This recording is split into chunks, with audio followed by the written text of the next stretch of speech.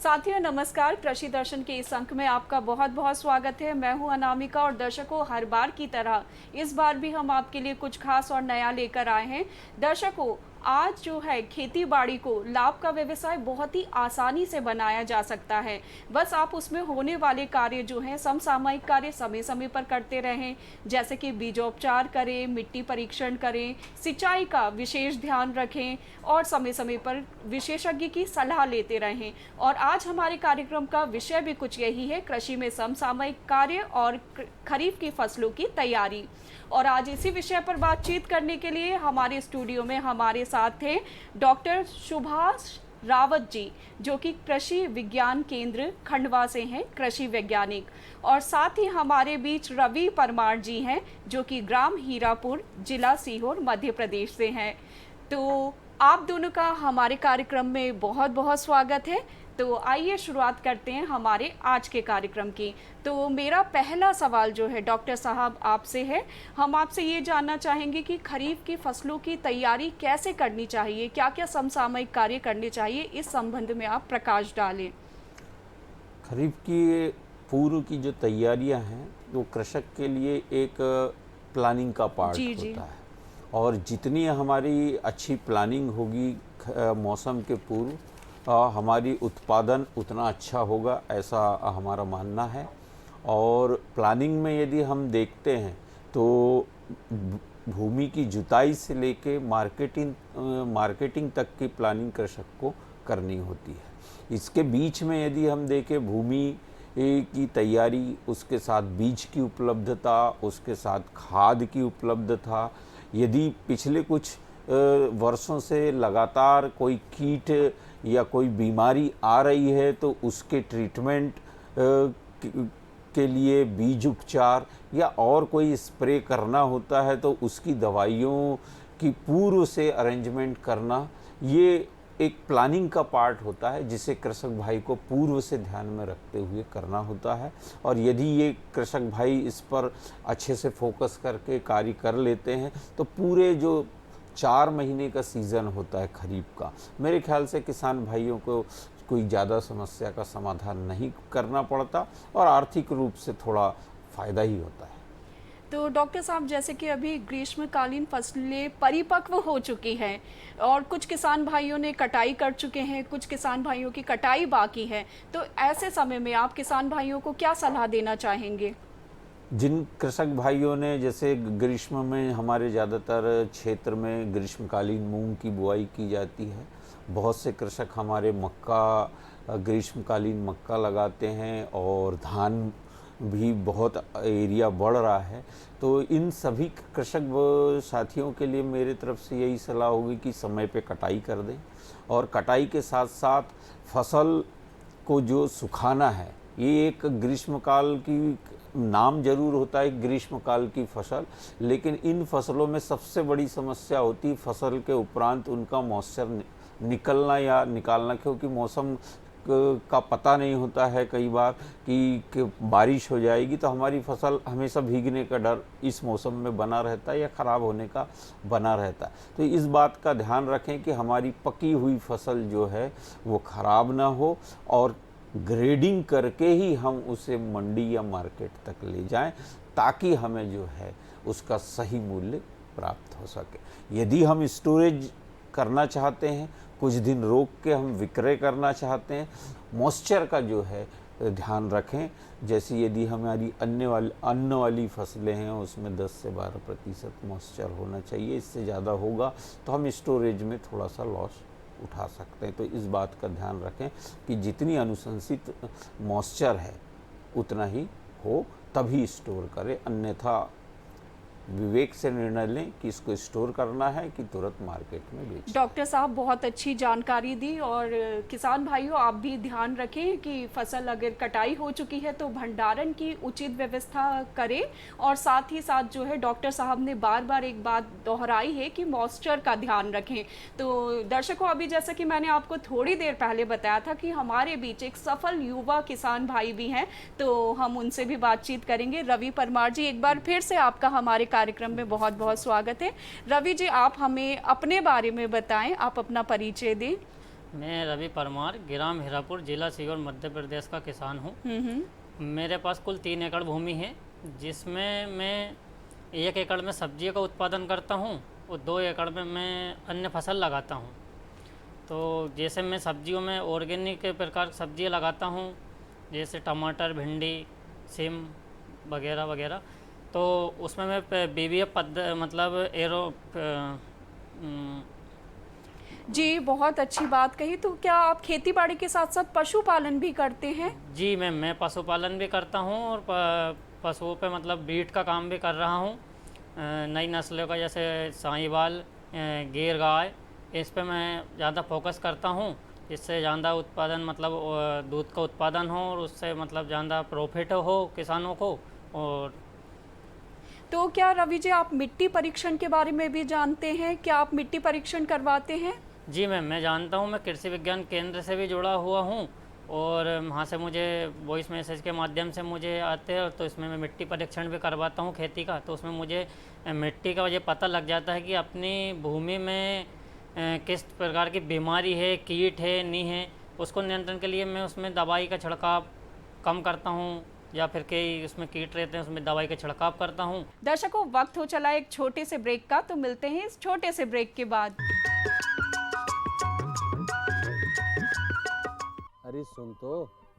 मुझे क्या सुनाना चाहते हो? जो सुनाओ मेरी सौतन को। किसको? अरे वही तुम्हारा मोबाइल फोन, जिससे सुबह शाम दिन रात चिपके रहते थे और कहते थे किसान कॉल सेंटर से बातें हो रही हैं। अच्छा, ये बात है। हाँ, क्यों? क्या हुआ? अब बात नहीं होती क्या? अब तो झट से बात हो जाती है।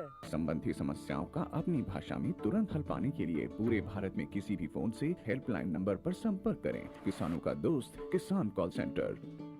दर्शकों, ब्रेक के बाद एक बार फिर से स्वागत है आपका अपने पसंदीदा कार्यक्रम कृषि दर्शन में। और आज हमारे कार्यक्रम का विषय है खरीफ की फसलों की तैयारी और कृषि में समसामयिक कार्य। और आज इसी विषय पर बातचीत करने के लिए हमारे साथ हमारे स्टूडियो में है डॉक्टर सुभाष रावत जी और साथ ही एक सफल किसान भाई रवि परमार जी हैं। तो चलिए हमारी चर्चा को आगे बढ़ाते हैं। तो देखा किसान भाइयों, हमारे बीच रवि परमार जी एक बहुत ही जागरूक किसान भाई हैं, क्योंकि देखिए ये तो मिट्टी परीक्षण कराते हैं। और इस संबंध में चलिए हम थोड़ी सी जानकारी डॉक्टर साहब से भी ले लेते हैं। डॉक्टर साहब, जैसे कि मिट्टी परीक्षण कुछ किसान भाई करवा चुके हैं और कार्ड प्राप्त कर चुके हैं, तो ऐसी दशा में आप किसान भाइयों को क्या सलाह देना चाहेंगे? और जिन किसान भाइयों ने अभी तक मिट्टी परीक्षण नहीं करवाया है, तो ऐसे किसान भाइयों को भी आप क्या सलाह देना चाहेंगे? मैं तो इसको इस रूप में देखता हूँ कि मिट्टी परीक्षण कार्ड जो है एक रिपोर्ट कार्ड है जो कि मिट्टी की हेल्थ बताता है। जिस प्रकार मनुष्यों में हम हेल्थ कार्ड देखते हैं, उस प्रकार वो मिट्टी का भी स्वास्थ्य कार्ड होता है। उसमें वो सभी एलिमेंट जो कि मिट्टी में कितने होने चाहिए और हमारी मिट्टी में कितने उपलब्ध हैं, कितनों का डिफरेंस है और क्या डालना है, उसमें अनुशंसा की जाती है। और यदि उस अनुशंसा के अनुरूप यदि हमारे कृषक भाई उस में फर्टिलाइज़र या मैन्योर का अप्लाई करते हैं, तो जो भी फसल वो लेना चाहते हैं उसमें औसत उत्पादन से अधिक ही उत्पादन होगा और जो लागत है वो भी कम होगी। कई ऐसी बीमारियां हैं या सिम्टम हैं जो कि न्यूट्रिएंट की कमी से होते हैं। उन कमी के कारण हमारा जो पैदावार है फसल की वो कम हो जाती है। वो सभी उस मिट्टी परीक्षण कार्ड में स्पष्ट रूप से प्रदर्शित होते हैं कि कौन सी न्यूट्रिएंट हमारे मृदा में कितना कम है और एवरेज कितना होना चाहिए। तो किसान भाई को, जैसा कि हमारे साथी बैठे हुए हैं किसान, और वो मिट्टी के परीक्षण कार्ड के आधार पर फर्टिलाइज़र और खाद डालते हैं, लेकिन बहुत सारे हमारे कृषक भाई हैं जो कई बार ध्यान ही नहीं देते कि मिट्टी परीक्षण कार्ड में लिखा क्या है और हम अपने खेत में अप्लाई क्या कर रहे हैं। तो उन कृषक भाइयों को हमेशा मिट्टी परीक्षण कार्ड को हाथ में लेके चलना चाहिए और उसमें दी गई जितनी भी अनुशंसाएं हैं उसको किसी एक्सपर्ट से, चाहे तो कृषि विज्ञान केंद्र के वैज्ञानिकों से संपर्क करके या कृषि विभाग के जो हमारे अधिकारी हैं उनसे संपर्क करके उसको पढ़वा लें, या फिर किसी भी अच्छे पढ़े लिखे व्यक्ति से दिखवा दें। वो आपको बता देंगे, क्योंकि उसमें बहुत सरल भाषा में स्पष्ट लिखा होता है कि क्या कमी है, क्या डालने की अनुशंसा की जाती है। इससे होगा ये कि उतने ही लागत में हमारा उत्पादन बढ़ जाए।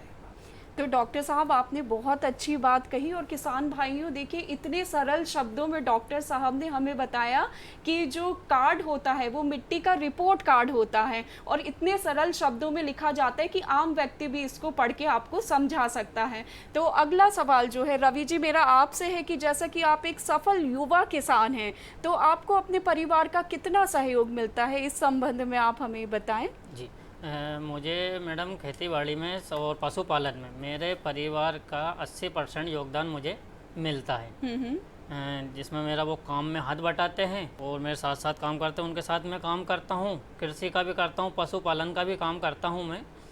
तो उसमें कि मतलब घर वाले कर रहे हैं, अपन भी कुछ और करें जो मतलब बढ़ावा करे, तो उससे तो जैसा कि आप खेती बाड़ी के साथ साथ पशुपालन भी करते हैं, तो क्या इससे अच्छी आमदनी प्राप्त कर सकते हैं? जी मैडम, पशुपालन से अच्छी आमदनी भी कर सकते हैं। जैसे अभी पशुपालन में दूध का काम है, इससे मतलब कोई प्लांट खोल ले, आगे का प्लान जैसे कोई प्लांट खोल ले, जैसे अपन पनीर मक्खन ये सही प्रोसेसिंग यूनिट लगाई जा सकती है, जिससे आगे मतलब अपन जैसे दूध का रेट है तो उससे आमदनी अपनी और मतलब बढ़ जाएगी, उससे रोजगार भी प्राप्त होगा।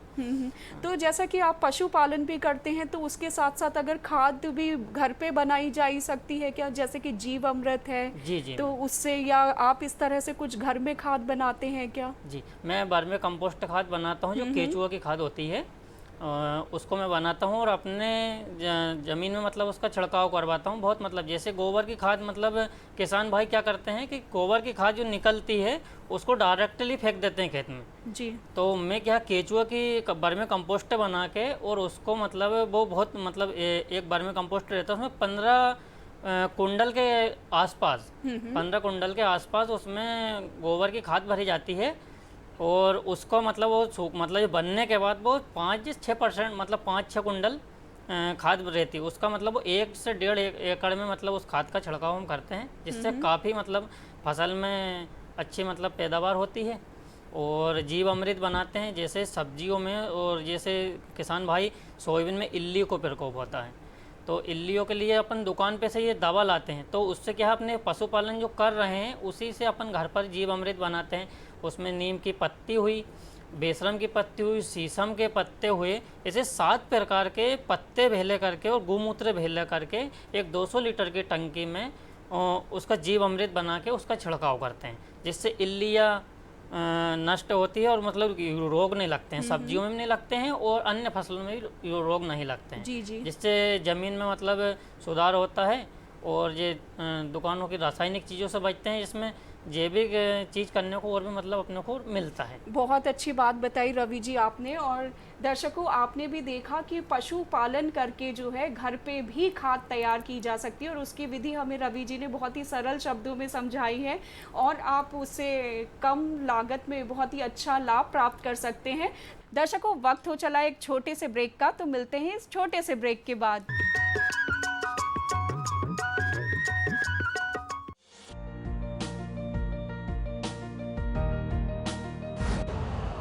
यूरिया का स्वदेशी उत्पादन 70 लाख टन बढ़ाने के लिए 6 उर्वरक संयंत्रों का उद्धार किया जा रहा है। FCIL के गोरखपुर, सिंदरी, तलचर और रामागुंडम संयंत्र, HFCL की बरौनी इकाई और BVFCL की नामरू फोर्थ। सोने पर सुहागा ये है कि देश में अब बनेगा सिर्फ नीम लेपित यूरिया, क्योंकि इससे होगा किसानों का फायदा ही फायदा। अनाज का उत्पादन 10% तक बढ़ेगा, बढ़ेगी 10 से 15% नाइट्रोजन क्षमता।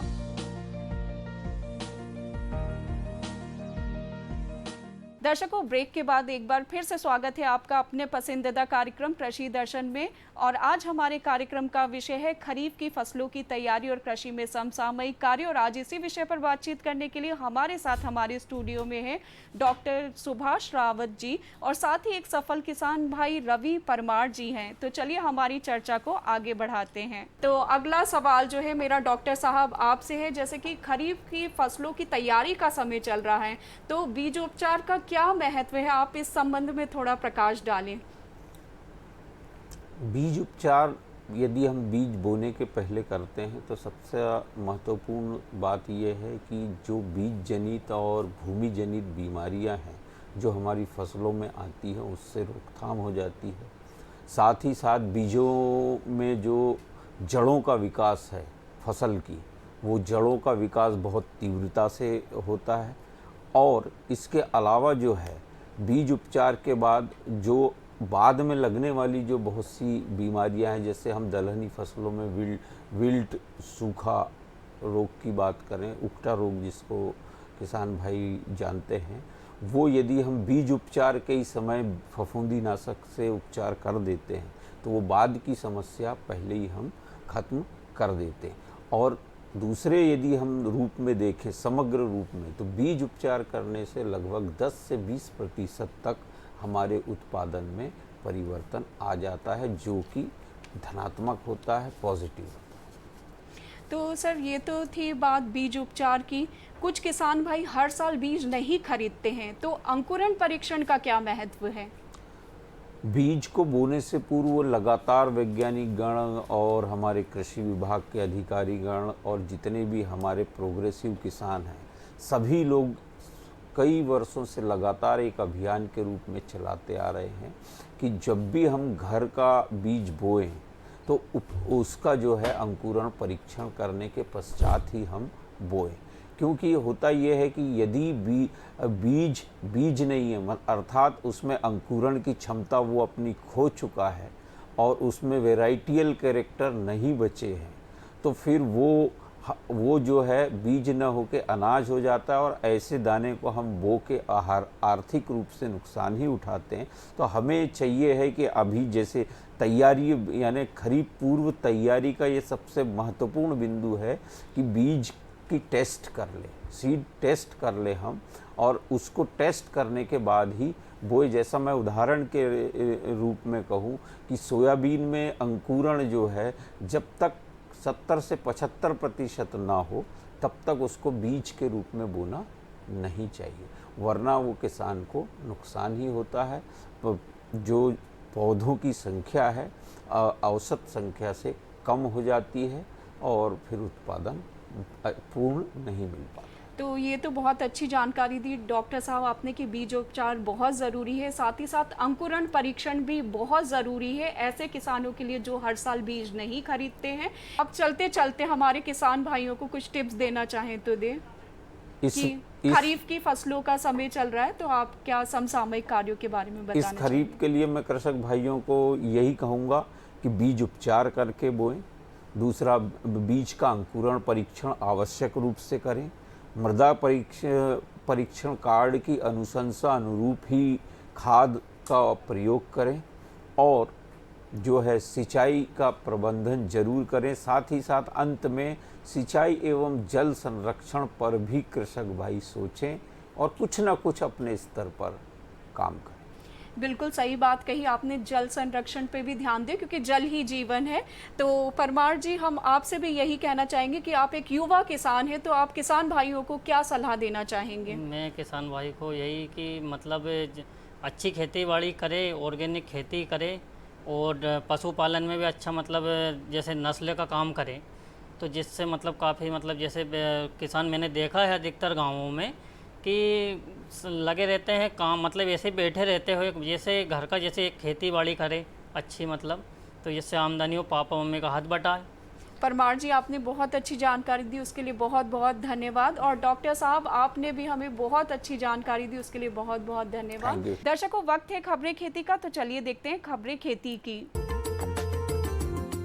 नमस्कार किसान भाइयों, खबरें खेती में आपका स्वागत है। आइए देखते हैं क्या है खास आज कृषि समाचारों में। प्राकृतिक खेती करें किसान, भविष्य की खेती को लेकर किसान उत्साहित। मूंग खरीदी करेगी सरकार, किसान बनेंगे बिजली उत्पादक और आम है खास। और अब खबरें विस्तार से। केंद्रीय कृषि मंत्री शिवराज सिंह चौहान ने देश के किसानों से आह्वान किया है कि वे अपनी जमीन के कुछ हिस्से में प्राकृतिक खेती जरूर करें। उन्होंने कहा है कि प्राकृतिक खेती धरती माँ को बचाने का अभियान है। श्री चौहान विकसित कृषि संकल्प अभियान के आखिरी दिन गुजरात के किसान चौपाल में हिस्सा ले रहे थे।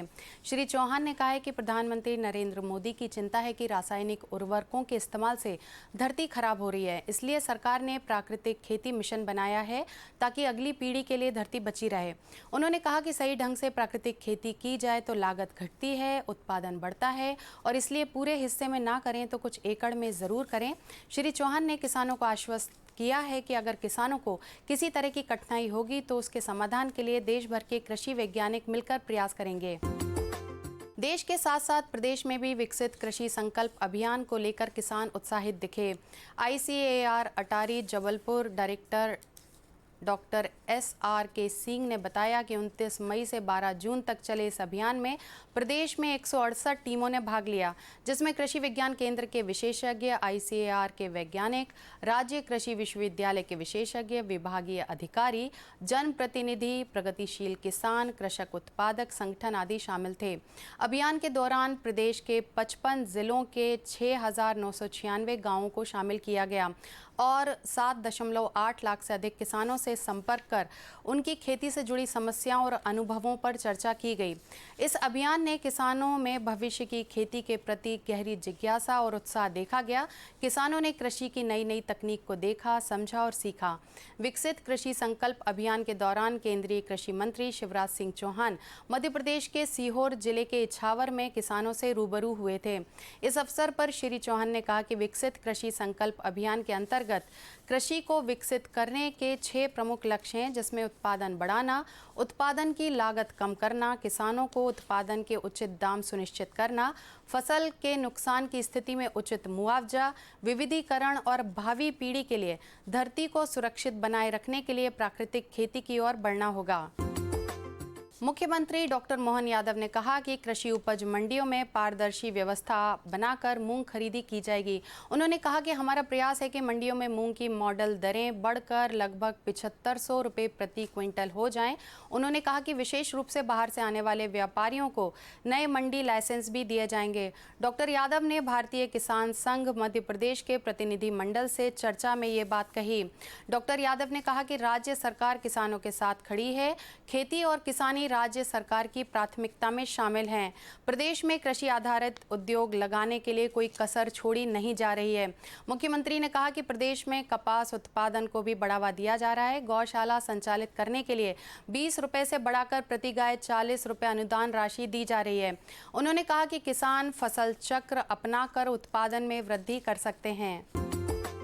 फसलों की उत्पादन लागत कम करने के साथ ही किसानों को सस्ती बिजली उपलब्ध कराने के लिए सरकार द्वारा कई प्रयास किए जा रहे हैं। इस कड़ी में मध्य प्रदेश सरकार द्वारा राज्य में सूर्य मित्र कृषि फीडर योजना शुरू की गई है। योजना के बारे में जानकारी देते हुए प्रदेश के नवीन एवं नवकरणीय ऊर्जा मंत्री राकेश शुक्ला ने बताया कि सरकार अब छोटे निवेशकों के साथ ही किसानों को भी बिजली उत्पादन का अवसर मुहैया कराने जा रही है। छोटे निवेशकों के साथ किसान और सौर अभियान में सूर्य मित्र कृषक फीडर योजना में निवेश करके बेहतर लाभ कमा सकते हैं। इस योजना का लाभ लेकर किसान सौर ऊर्जा के माध्यम से बिजली उत्पादक बन सकते हैं। कृषि मंत्री ने बताया कि योजना में विद्युत सब स्टेशन की 100% क्षमता तक की सौर परियोजनाओं को स्थापित करने का सरकार ने निर्णय लिया है। इस योजना से वोकल फॉर लोकल के अंतर्गत स्थानीय उद्यमियों के लिए निवेश एवं रोजगार के अवसर मिलेंगे। फलों के राजा आम की इन दिनों बहार है। मध्य प्रदेश में अलग अलग किस्मों के ढेरों स्वादिष्ट आम होते हैं। आम की विभिन्न किस्मों को लेकर भोपाल में आम महोत्सव का आयोजन किया गया है। नाबार्ड द्वारा आयोजित इस महोत्सव में जहां GI टैग प्राप्त सुंदरजा आम था, वहीं लंगड़ा, तोतापुरी, दशहरी, आम्रपाली, राजापुरी जैसे ढेरों किस्मों के आम थे। लेकिन इन सबसे बढ़कर नूरजहां आम का नूर ही अलग था। आम की ये किस्म अलीराजपुर में पाई जाती है, वो भी बस थोड़ी सी मात्रा में, क्योंकि इसके 3 पेड़ ही हैं जिले में। इस दुर्लभ किस्म के आम की कीमत होती है बहुत ज़्यादा और आकार भी होता है बहुत बड़ा। महोत्सव में प्रदेश के विभिन्न जिलों के बड़ी संख्या में किसान आम लेकर आए थे। नाबार्ड की मुख्य महाप्रबंधक सी सरस्वती ने बताया कि नाबार्ड द्वारा आदिवासी परिवारों को समाज की मुख्य धारा से जोड़ने के लिए ढेरों योजनाएं चलाई जा रही हैं। किसानों को प्रोत्साहित करने के लिए इस तरह के आयोजन किए जाते हैं। उन्होंने कहा कि नाबार्ड की योजनाओं के माध्यम से किसान अपने खेतों पर बागवानी, कृषि, वानिकी कर अपनी आय में इजाफा कर सकते हैं। तो किसान भाइयों, आज कृषि समाचारों में फिलहाल इतना ही और इसी के साथ मुझे दीजिए आज्ञा। नमस्कार। दर्शकों, कृषि दर्शन के इस अंक में बस इतना ही। अगले अंक में हम कृषि संबंधित नई जानकारियों को लेकर फिर हाजिर होंगे। तब तक के लिए नमस्कार।